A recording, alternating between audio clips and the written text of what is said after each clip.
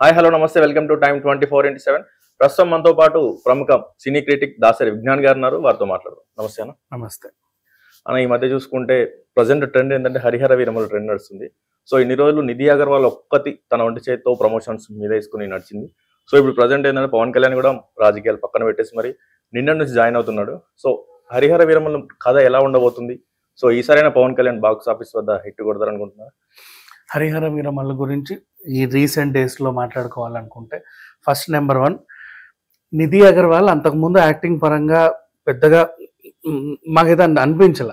అంటే ఏదో లైక్ ఒక షో పీస్ లాగా ఉండేది సినిమాలో.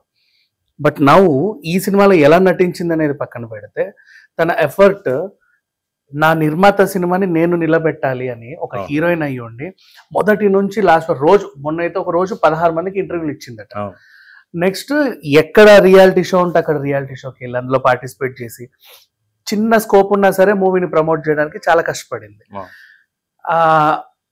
అంటే నిర్మాతల హీరోయిన్ ఇది విన్న తర్వాత ఇప్పుడు కొత్తగా నిర్మాతలందరూ కూడా మనం ఈ పిల్లని ఎందుకు పెట్టుకోకూడదు, ఊరికే ఎక్కడెక్కడ నుంచో తెచ్చుకుంటాం, కొంతమంది ప్రమోషన్స్ కూడా రారు, ఈ అమ్మాయి చూడండి ఒక నిర్మాత గురించి ఎంత బాగా ఆలోచిస్తుందని అది పెద్ద అసెట్ అయిపోయింది. అండ్ మా అందరికి కూడా బాగా నచ్చింది. ఇప్పుడు నెక్స్ట్ రిలీజ్ అయ్యే పాన్ ఇండియా సినిమాలు ఏమైనా సరే నిధి అగర్వాల్ లాంటి వాళ్ళని పెట్టుకుంటే అన్ని రాష్ట్రాలు తిరిగి ప్రమోట్ చేయమన్నా చేస్తుంది భుజాల మీద వేసుకొని. సో అట్లా చేసే వాళ్ళు కావాలి ఇండస్ట్రీకి. ఏదో చేసామా మన రెమ్యునరేషన్ తీసేసుకున్నామా వెళ్ళిపోయామా అనేది కాకుండా. So such a beautiful girl. In case ఒకవేళ హరిహర వీరమల్లకి కొద్దో గొప్ప పాజిటివ్ టాక్ వచ్చినా హిట్ టాక్ వచ్చినా ఏం వచ్చినా సరే కొంచెం క్రెడిట్ ఈ అమ్మాయికి ఇవ్వాలి. అలాగే ప్రీ రిలీజ్ ఈవెంట్ ఈ 2 రోజుల నుంచి పెట్టుకున్నారు. పవన్ కళ్యాణ్ గారు కూడా రావడం జరిగింది. మొన్న జరిగిన ప్రీ రిలీజ్ ఈవెంట్ ఏంటంటే అది గబగబా ముగించేయాలి. పర్మిషన్ 1000 నుంచి 1000 వరకే ఇస్తాము అన్నారు. యాక్చువల్గా అది కాంప్లిమెంట్ హీరోకి. అంటే నువ్వు వస్తే ఇక్కడ విధ్వంసం జరుగుద్ది అని చెప్పారు. అది కాంప్లిమెంట్ పవన్ కళ్యాణ్ అంటే. చాలా మంది ఏంటంటే నెగిటివ్ గా తీసుకున్నారా, ఎందుకు ఇవ్వాలి కదా పవన్ కళ్యాణ్ అలా చేశారు ఇలా చేశారు ఏవేవో నెగిటివ్ కామెంట్లు పెట్టారు. బట్ అది కాదు. పలానా హీరో అంటే ఒక పెద్ద హీరో వస్తే జనాల్లోకి అక్కడ గందరగోళం ఉంటది. అది సిటీ నడుమడ్డలో ఉంది, పైగా వర్షాలు పడుతున్నాయి, ట్రాఫిక్ ఇబ్బంది అవుతుంది. మీరు వస్తున్నారంటే మిమ్మల్ని చూడడానికి విపరీతంగా అభిమానులు వస్తారు. ఆ సాయంత్రం పీక్ టైం మీరు 6 గంటలకు 7 గంటలకు ఎప్పుడో మొదలు పెట్టుకుంటారు పనులన్నీ, తాళ్ళు కట్టడం మొలలు కొట్టుకోవడం అప్పుడే స్టార్ట్ చేస్తారు. ఆ టైంలో పీక్ టైంలో మీరు ఇట్లాంటివి చేస్తే ఇబ్బంది ఉంటుందండి, మీకు అంత ఫ్యాన్స్ ఉన్నారు కాబట్టి అని చెప్పేసి తక్కువ మందిని రమ్మన్నారు, గబగబా ముగించమన్నారు. It's a very good compliment. ఇక అక్కడ ఈవెంట్ కూడా రత్నం గారు పాపం బ్రహ్మానందం గారు మాట్లాడితే బాగుండు అనుకున్నారు. ఎందుకంటే కన్నప్ప సినిమా అక్కడ దాకా ఎంతవరకు బాగా వచ్చినా బ్రహ్మానందం గారు మాట్లాడిన తర్వాత దాని మీద ఇంకా పెళ్ళింది. చాలా చక్కగా వివరించి చెప్పాడు సినిమా గురించి. అరే ఖచ్చితంగా మనం చూడాలనిపించింది, ముచ్చటేసింది అని చెప్తే. అది చరిత్రకు సంబంధించిన సినిమా కాబట్టి, హరిహర వీరమల్ల కూడా ఒక చరిత్రకారుడి సినిమా కాబట్టి బ్రహ్మానందం గారు 10 నిమిషాలు మాట్లాడితే బాగుండని నిర్మాత గారు ఫీల్ అయ్యారు. కానీ సుమ గారు కొంచెం అంటే ఆవిడ హడావిడి కూడా అర్థం చేసుకోవాలి అని మాట్లాడలేకపోయాడు. రత్నం గారు కూడా సరిగా మాట్లాడలేకపోయాడు. పైగా ఆయనకు డిసప్పాయింట్మెంట్. మీరందరూ వీరమల్లు వీరమల్లు వీరమల్లు అనాలి కానీ ఓజీ బీజీ గీజీ అంటే నెక్స్ట్ సినిమాకి అప్పుడు అరుచుకోండి, తప్పులేదు. లేదా పవర్ స్టార్ అనండి, దట్ ఈస్ ఆల్సో హ్యాపీ కదా. పీకే అనండి, ఇట్స్ ఓకే, ఇది వెరీ గుడ్ ఎనర్జీ హెల్త్. అది అట్లా కాకుండా గుడ్ పాజిటివ్ వైబ్రేషన్స్ అన్ని వదిలేసి ఓజీ అంటే ఈ నిర్మాత ఫీల్ అయ్యాడు. అంటే ఇప్పుడున్న సినిమాకి డిసప్పాయింట్ అవుతారు. అంతే కదా, అది వస్తుంది. వచ్చినప్పుడు ఓజీ అనుకోండి, ఇంకా పెద్దగా సెలబ్రేట్ చేసుకోండి, వాట్ ఎవర్. నౌ ఈయన తర్వాత ఏదో రకంగా ముగించేశారు. ఇక ఈయన సినిమా పెద్దల్ని పక్కన పెట్టేసి రాజకీయ ప్రముఖులను తీసుకురావడం అదొకటి. రీసెంట్ డేస్ లో ఇలాగే సినిమాటోగ్రఫీ మంత్రి కోమటిరెడ్డి గారు అండ్ 100 అనే ఫంక్షన్కి వెళ్ళారు. అక్కడ ఏం జరిగిందంటే ఆయన 100 సినిమా గురించే మాట్లాడాడు. పైగా ఈ అబ్బాయి సీరియల్ హీరో, నాకు బాగా తెలుసు, మా పనావిడ నాకు ఈయన సీరియల్ వచ్చినప్పుడు టీ కూడా పెట్టదు, అంత అంటే అంత పాజిటివ్ వైబ్రేషన్ క్రియేట్ చేశాడు అక్కడ. వేరే రాజకీయాలు ఏం మాట్లాడాల. నెక్స్ట్ అంతకు ముందు ఉన్న తలసాని శ్రీనివాస యాదవ్ గారు కూడా ఏ సినిమా ఈవెంట్ లోనూ రాజకీయం మాట్లాడింది లేదు. ఈవెన్ పవన్ కళ్యాణ్ గారి భీమ్లా నాయక్ ఈవెంట్ కి కేటీఆర్ వచ్చినా కూడా ఎప్పుడు రాజకీయం గురించి మాట్లాడలేదు. డ్రమ్స్ కొట్టి వెళ్ళాడు నవ్వుకుంటూ శివమణితో. ఇక్కడ యూసుఫ్గూడలో జరిగింది ఈవెంట్. బట్ ఇక్కడ ఏమవుతుందంటే ఈ మధ్య కాలంలో మన సినిమాలు మైక్ ఇస్తే రాజకీయాలు మాట్లాడుతున్నారు, వీళ్ళు అవతల వాళ్ళని వాళ్ళ ఇతల వాళ్ళని. మొన్నేమో వాడేవాడు 30 years గాడు, వాడి పేరేంటి, పృథ్వీ. వాడేం మాట్లాడాడు, మేకలు గొర్రెలు అని చెప్పేసి అన్నాడు. అక్కడ ఆ సినిమాకి ఎఫెక్ట్ అయ్యింది. నవ్ అగైన్ ఇక్కడ కూడా ఈయన వచ్చి ఔరంగజేబు లాంటి ఆయన్ని ఓడించి రావడం అనేది వీళ్ళకి హర్ట్ అయింది. తర్వాత పవన్ కళ్యాణ్ గారు కూడా దాన్ని కంటిన్యూ చేస్తా, నా దగ్గర గూండాలు రౌడీలు లేరు, అండ్ నెక్స్ట్ నా భీమ్లా నాయక్ టైంలో ఇబ్బందులు పెట్టిన వాటి గురించి మాట్లాడేసరికి వాళ్ళు కొంచెం నొచ్చుకొని బాయ్కాట్ అన్నారు, పోకూడదు అని ఆ సినిమాకి.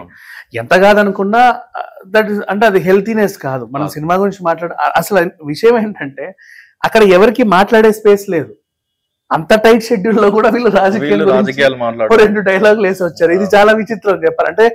బాగా టైం ఇచ్చేసి ఏదో ఒకటి మాట్లాడండి అన్నా కూడా ఏం మాట్లాడాలి, వాళ్ళని వీళ్ళని తిడదాం అనుకోవడం వేరు.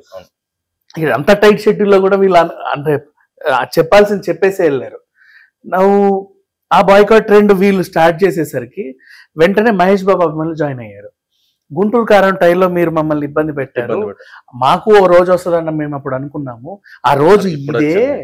ఇప్పుడు మేము ఎలాగో ఒకటి బాయ్కాట్ ట్రెండ్ స్టార్ట్ చేశాడు, మేము కూడా దాన్ని ఇంకొంచెం ముందుకు పుషప్ ఇస్తాము. వెంటనే గబగబ దేవర ఫ్యాన్స్ వచ్చేసారు. అదేంటిది, కొరటాల శివ గారు మంచి డైరెక్టరే, చాలా బాగా తీస్తాడు, కానీ ఆయన ఆలోచనలో మనం ఇట్టిట వేలు పెట్టొద్దు, ఆయన ఫ్రీడమ్ ఆయనకి ఇస్తే బాగా చేస్తాడు. వీళ్ళు ఆచార్యకి లింక్ చేసుకొని, అంటే మేము వేలు పెట్టడం వల్ల పోయిందా, అంత మాట అంటావా నువ్వు అని చెప్పి అప్పుడు బాయ్కాట్ దేవరా అన్నారు. అన్న తర్వాత వీళ్ళు దేవర ఫ్యాన్స్ కూడా మాకు ఓ రోజు వస్తుంది అని అప్పటి నుంచి వెయిట్ చేశారు. ఆ రోజు ఈ రోజు అని వీళ్ళు ఫీల్ అయ్యారు. ఆల్రెడీ 2 పుషప్ ఇచ్చేసారు. నెక్స్ట్ వీళ్ళు వచ్చి దాన్ని ఇంకొంచెం పైకి లేపారు. ఇప్పుడు రావాల్సిన వాళ్ళు వచ్చారు. మనోడు కాదు పగోడు సిచ్యువేషన్ నుంచి జరిగిన సిచ్యువేషన్. పుష్పాని డైరెక్ట్ గానే మేము బాయ్కాట్ చేస్తామన్నారు కదా, ఈ అల్లు అర్జున్ అని ఎమ్మెల్యేలు కూడా తిట్టారు బయటకు వచ్చి. అట్లా నువ్వు నీ సినిమా రిలీజ్ అవ్వనివ్వం, అది చేస్తాం ఇది చేస్తాం అని. అప్పుడు ఆ హీరోకి ఉన్నా లేకున్నా అభిమానులకు కొంచెం ఉంటది కదా, వాళ్ళు కూడా వచ్చి జాయిన్ అయ్యి ఇప్పుడు 4 పిల్లర్స్ లాగా ఏర్పడి బాయ్కాట్ ట్రెండ్ లేపుతున్నారు. సరే, ఇది ఎంతవరకు సినిమాకి ఎఫెక్ట్ అవుతుంది అనేది రేపు రిలీజ్ అయ్యాక తెలుస్తుంది. ఇప్పుడు ఈ బాయ్కాట్ కి క్వశ్చన్ పవన్ కళ్యాణ్ గారి దగ్గర కూడా వెళ్ళింది. మాకు ఎవడు బాయ్కాట్ చేయలేడనో, భయపడేదేం లేదో, ఎవడు రామన్నని ఆపేదని ఆయన అన్నాడు. ఆ మాట అనగానే వీళ్ళు జన సైనికులు ఏం చేశారంటే దాన్ని ఇంకా స్ఫూర్తిగా తీసుకొని మన వాళ్ళందరం కలిసి వెళ్ళి సినిమా ఖచ్చితంగా చూడాలని వాట్సాప్ గ్రూప్స్ లో బాగా ట్రెండ్ అయిపోతుంది. పైగా ఈయన ఆల్రెడీ పవర్ లో ఉన్నట్టు, త్వరలో ఏవో ఎలక్షన్స్ ఉంటాయి, సర్పంచ్ ఎలక్షన్ లో, కార్పొరేట్ ఎలక్షన్ లో ఏవేవేవో ఉంటాయి, హైదరాబాద్ లో కూడా ఉన్నట్టు. ఔత్సాహికులు ఉంటారు, నేను నిలబడాలి. నువ్వు నిలబడాలంటే నీ బలం తెలియాలి. నీ బలం చూపించుకోవడానికి ఆల్రెడీ మొన్న బోనాలు వచ్చాయి, యూటిలైజ్ చేసుకున్నారు అందరూ. మా వెనకాల ఇంతమంది ఉన్నారని చూపించుకోవడానికి పెద్ద పెద్ద ఫంక్షన్స్ చేసి. ఇప్పుడు ఏంటంటే ఇప్పుడు నేను లింగంపల్లిలో ఉన్నా ఫర్ ఎగ్జాంపుల్, లింగంపల్లి ఏదైనా థియేటర్ ఉందనుకో, ఆ థియేటర్ లో హరిహర వీరమల్లు నాన్ స్టాప్ ఆడుతూనే ఉండాలి, లేదంటే నాకు పరుగు తక్కువ. ఇప్పుడు అది తీసుకెళ్లి చూసారా సార్ మన వాళ్ళు లింగంపల్లిలో నాకు ఎంత బలగం ఉందో, లింగంపల్లి నాకు ఇచ్చేసేయండి అని అడగడానికి అడ్వాంటేజ్ అవుతుంది. వీళ్ళ టికెట్లు కొని పిల్లల్ని పంపించేస్తున్నారు, ఎట్లా అధికారంలో ఉన్నారు అనేసి ప్యాంపర్ చేయడానికి పైన వాళ్ళని.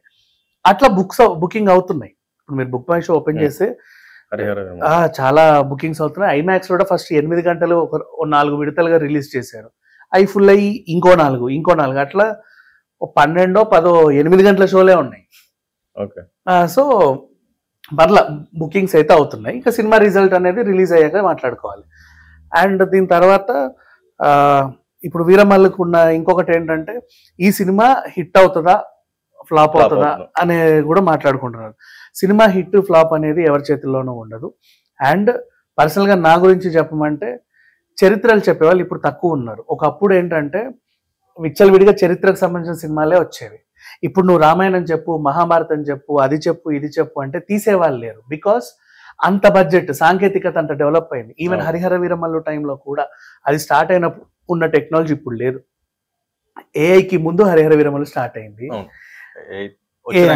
ఇది రిలీజ్ కి ఎక్కడికో వెళ్ళిపోయింది.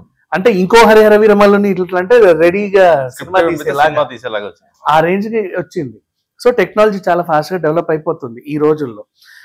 ఆ టెక్నాలజీకి తగ్గట్టు మనం ఖర్చు పెట్టాలంటే 300 కోట్లు 400 కోట్లు అవుతుంది తీయాలంటే. నీకు విజువల్ వండరే కావాలి, లేకపోతే నేను రాను థియేటర్ కని కూర్చున్నావు. నీకు విజువల్ వండర్ చూపించాలంటే 400-500 కోట్లు. ఆ 400-500 కోట్లు వెనక్కి రాబట్టుకోవాలంటే ఆ విజువల్ లో నేను స్టార్ హీరోలను స్టార్ కాస్టింగ్ పెట్టుకోవాలి. ఆ స్టార్ కాస్టింగ్ పెట్టుకొని ఒక చరిత్రను తీసుకొని మీ ముందుకు వస్తే మీకు నచ్చిందా ఓకే, నచ్చలేదా 500 కోట్లు స్మాష్. స్మాష్. దీని బదులు 50 కోట్లు పెట్టి కమర్షియల్ సినిమాలు తీసుకోవచ్చు కదా అని ప్రొడ్యూసర్స్ ఆలోచిస్తున్నారు. వాళ్ళ ఆలోచనలో కూడా తప్పులేదు. అట్లాంటి టైంలో కూడా ధైర్యం చేసి కన్నప్ప వచ్చాడు చరిత్ర చెప్పడానికి. ఎంత బడ్జెట్ అయినా వాట్ ఎవర్, అది వాళ్ళ కష్టం. ఏదో ఒక రకంగా వెళ్ళిపోయాడు. అంటే ఇప్పుడు రామదాసు, అన్నమయ్య ఇప్పుడు తీలేమ్మా ఈ బడ్జెట్ అండ్ ఈ టెక్నాలజీ తీలేవు. నువ్వు అమ్మోర్ని కూడా ఇప్పుడు తీలేవు తెలుసా. ఎవడు సాటిస్ఫై అవ్వడు, ఎంత విజువల్స్ పెట్టినా ఇంకా ఇంకా కావాలంటారు. సో తీలేం మనం. అందుకని చెప్పేసి వీళ్ళు ఏం చేస్తున్నారు, చరిత్రలు చెప్పేవాళ్ళు తక్కువ ఉన్నారు, అందులో హరిహర వీరమల్లు. సో చరిత్ర చెప్పేవాళ్ళు తక్కువ ఉన్నారు కాబట్టి వీళ్ళని ఎంకరేజ్ చేస్తే రేపు ఇంకో నలుగురు చెప్పాలనుకుంటారు, ధైర్యంగా ముందుకు వస్తారు. ఇప్పుడు బయోపిక్ కల్చర్ వచ్చినప్పుడు అందరు బయోపిక్లు చూస్తున్నారని తెలిస్తే అందరు అదే తీశారు బయోపిక్, ఆయన పిక్కు ఈయన పిక్కు ఈయన పిక్కు అని. అది అయిపోయింది. ఇప్పుడు చరిత్రల ట్రెండ్ నడుస్తుంది. నడిచినప్పుడు కొంచెం పుష్ చేయండి. హర్రర్ కామెడీ సినిమాలు వచ్చినప్పుడు అదే ట్రెండ్ నడిచింది కదా, అందరు అవే తీశారు. ఒక టైంలో ఒక్కొక్క సిచ్యువేషన్. ఒకప్పుడు నువ్వే నేను మనసంతర పెట్టాలో లవ్ స్టోరీల ట్రెండ్ నడిచింది. పాటలు లవ్ స్టోరీలు బాగా ట్రెండ్. ఆ పాటలు ఇప్పటిదాకా పాడుకుంటున్నాం. అట్లా ఒక్కొక్కసారి సినిమాలకి జనాలు ఎలా కనెక్ట్ అవుతారో తెలియదు. మొన్నటిదాకా ఇప్పుడు కూడా నడుస్తా ఉంది ఈ రగ్గుడ్ లుక్లు. నువ్వు హీరోకి మేకప్ వేస్తే గేమ్ చేంజర్ నేను ఒప్పుకొని అంటావు. నువ్వు మొత్తం ఇట్లా పెడితే పెద్ద పోస్టర్ ఓవర్ నైట్ స్టార్ అయిపోయింది. ఆ పుష్ప అంతే, తండేల్ అంతే. ఇప్పుడు లెనిన్, తండేల్ తమ్ముడు అఖిల్ లెనిన్, నాగచైతన్య తమ్ముడు, అఖిల్ది కూడా అదే రగ్గుడ్ లుక్. ఇప్పుడు అందరు రగ్గుడ్ మీద. రామ్ పోత్రి అని మొన్న వచ్చారు రగ్గుడే. సో అవి హిట్ అవుతున్నాయి. ఇప్పుడు చరిత్రల మీదకి వచ్చారు. ఎంకరేజ్ చేస్తే సినిమాలు హిట్ అవుతాయి. అండ్ రత్నం గారు అంటావా, మేకప్ మెన్ ఆ టైం నుంచి పైకి వచ్చాడు. ఆయనకి వాళ్ళ కష్టాలు తెలుసు, నిర్మాతల కష్టాలు తెలుసు, అన్ని దగ్గరుండి చూశాడు కాబట్టి అట్లాంటి వాళ్ళని ఎంకరేజ్ చేయాల్సిన బాధ్యత కూడా మనలో ఉంది. షేర్ చేయండి, లైక్ చేయండి, సబ్స్క్రైబ్ చేయండి. మరిన్ని వీడియోల కోసం బెల్ సింబల్ పై క్లిక్ చేయండి.